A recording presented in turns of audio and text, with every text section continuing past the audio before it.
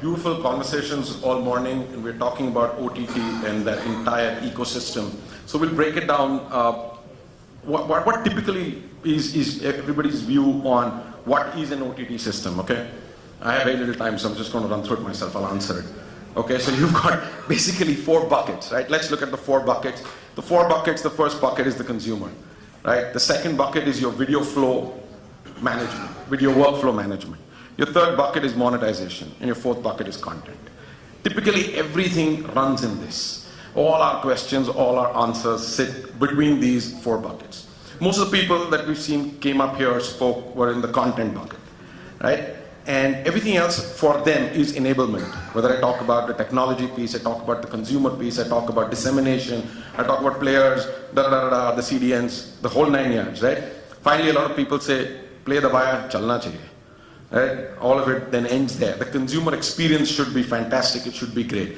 And whatever technology you use or imbibe, that should be able to hold the entire ecosystem for today and for future.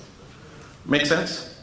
And monetization strategies should also be capable enough for doing that, for now and for future. So we are partners with Verizon, and what has Verizon done? So everybody's heard of Verizon. I don't want to go back into it, but I'll just take a minute on them. $130 billion market cap, right?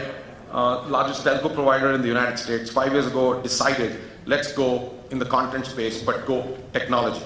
So they acquired the first company, it's called Uplink, right? So what does Uplink do? Uplink is a streaming solution. It takes your content, ingests it. It can take 3 modes, which is the only 3 modes that exist. It could be a downlink, it could be VOD, it could be a live event. Takes it, breaks it into small chunks, pushes it into the cloud. We create a profile on the cloud, 1080p, below that ABR. Your content gets transcoded, encoded, it's sitting right there, now ready to get disseminated. They realized that only acquiring a streaming solution or a transcoding, encoding solution is not going to cut it. So these guys went and acquired a CDN. They acquired Edgecast, which has now become a Verizon CDN. When they acquired Edgecast, it was just 3 or 4 Tbps. Well, there you put $130 billion behind it, it becomes 48 Tbps, right? So typically trying to be number 2, very soon getting to 100 Tbps by the end of the year. Again, these guys, being the way they are, they realize that just this is not going to cut it. We need a monetization strategy. So our friends went and acquired AOL, right? Everybody heard of AOL, right? America Online.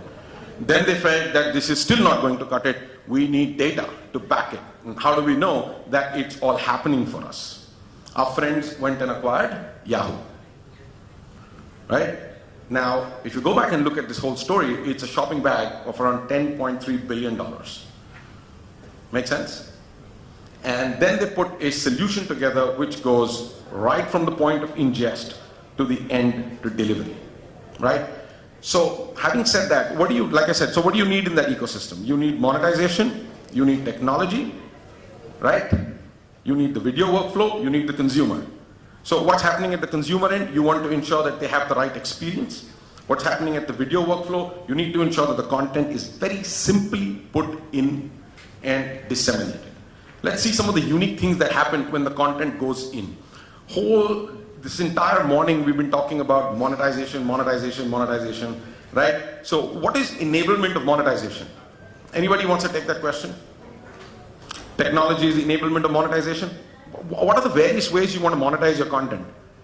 Let's keep S word and T word aside, okay? You got to pay, you get your content, period. There's nothing more to it. So consumer experience is one way you want to monetize content. What else do you want to do with your content? Now we're all saying that there's a market that's going to open up, a huge $1 trillion, billion market, AWOD, right? You want to broad base the content. You want to broad base the content, okay. Anything else? Sorry? Brand integration, okay. I'm just saying, very simply, let's put it, there is this big AWOD elephant that we all talk about, right? The whole morning I was hearing everybody talk about how the AWOD model is going to mature. But we never heard of anybody saying, how do I target my consumers? Which technology today allows me to go target a consumer?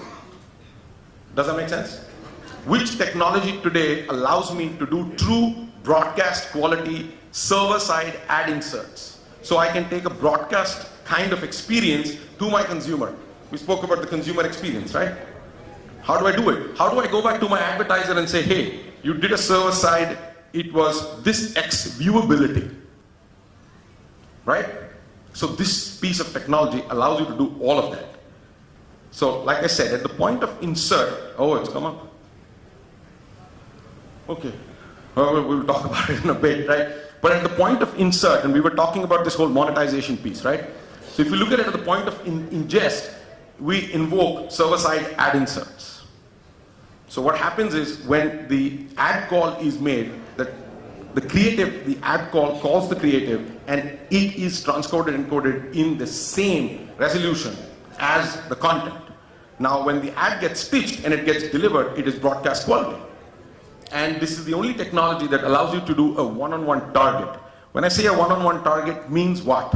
Every time you try and hit the play button, it opens a URL, it opens a session for you. When it opens the session for you, it starts gathering heuristics. The minute it starts gathering heuristics and you are capable to build this over a period of time, you know exactly what data you're dealing with. Now think of a situation, and I have been in a number of bizarre conversations, okay? Talking about content, dealing with content owners, broadcasters, where I see that even large broadcasters, they are taking their broadcast streams and syndicating it, right? How are they monetizing it digitally? All you need to do is find a technology that can enable you to replace broadcast ads. Simple, and deliver it. But what is unique, that is if you can do a one-on-one session management on every time you do that, you will know what ads to place where. That is where monetization makes a huge impact on your revenue. So this technology allows you to do that. That's why we've put the DAI, GPI triggers and the SCTI markers, and integrates flawlessly for programmatic. Right? So now if you look at the entire ecosystem, what does it let you do? It's got tools, it's got monetization, it's got video. For video, we have ingest, encode, package, storage, DRM, smart play, we just spoke about it, syndication, the player, and that's where we come in from the consumer side, is what this piece of technology did not have. So we've built a CMS with all the apps in front of it. On the CDN and security, I told you this is the Edgecast CDN, which is at 48 Tbps. So now if you look at the OTT infrastructure from a monetization perspective, flawlessly gives you an end-to-end solution. Well, that's pretty much what I have to say. So any questions, please? Sure.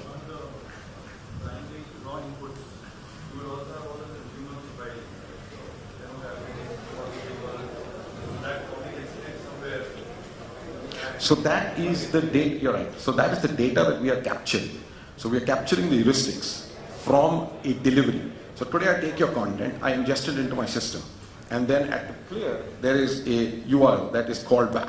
When the URL is called back, it creates a session. When it creates a session, it throws back the heuristics from where it is being played. And that is what I continually keep building over a period of time. And that's how I get my data enriched. Got it. Absolutely. Thanks. Yeah. Hi, Vineet from Hey, Urdu hi. here. Hi. You had been talking about server-side ad insertions. Like we have a lot of great companies like Amagi in India Right. who do that, right? Right. But how do you see client-side ad insertions working out in India? So, again, let's look at some applications, right? Say, for example, a broadcaster wants to syndicate its content with a telco. And at that point in time, he's taking a broadcast stream and wants to replace his broadcast ads with digital ads. So at that point in time, it's a great server-side ad insert. We read the marker, we do the replacement, send it out. The same broadcaster is putting it up on an OTT and wants to provide the flexibility of doing both, whether he wants to do a server-side or a client-side. Your technology, again, needs to be able to do both flawlessly. So we do both. So there could be a different business case on which I do a client-side and or I can do a server-side. Does that answer your question? Thanks. Can we hit one more button? Hello? No, there was one more slide before this. Okay. Yeah. Hello? I have one question to you. Sure. For example, the Z Cinema or Sony Live, etc., they are unable to make money. So they will shift their burden into the platform support guys like you on the cost. What are the challenges you get from them? Because you cannot give $1 million business bill to them, okay, you have to deliver this, we have to do it. Because they are themselves are not making money. So what is the pressure point you get from them to be cost effective delivering the solution? So the beauty of this solution, that slide is not there, the one before this? Okay. So the beauty of this solution is that I was just going to pick up that slide and I had a big zero in the middle and it said CAPEX. So this is a zero CAPEX solution end to end. That's the way it's delivered, right? There is no money connected to it. So what happens is when you said from a pressure perspective, we deploy the solution. For what part of the solution you use, you pay. Let me give you a classic example. So if you, that's it, it's okay. So if you, say for example, have transcoded, encoded at 1080p and stored it in our infrastructure, you pay for it. Now, if your consumer is not viewing your content, you don't pay for it. So when does the pressure come to me? The pressure comes to me when I keep charging for goddamn everything. If I tell them that for my CDN, you give me a commit. That's when the pressure comes to me. I tell them, okay, you've transcoded and encoded 1080p, 20,000 hours of content. Awesome, it's sitting on the infrastructure. You're going to use it. People spoke about shelf life for news companies. Their shelf life would be what, 30 days? So you transcode, encode, play, sits in the storage for 30 days, off. So we've created this entire pay-as-you-go model, and we are capable of doing this only because we can go end-to-end. So what part of my service is being used is what I'm charging you for. So typically we charge only for the hours of content consumed. And again, even if you just go back to the previous slide,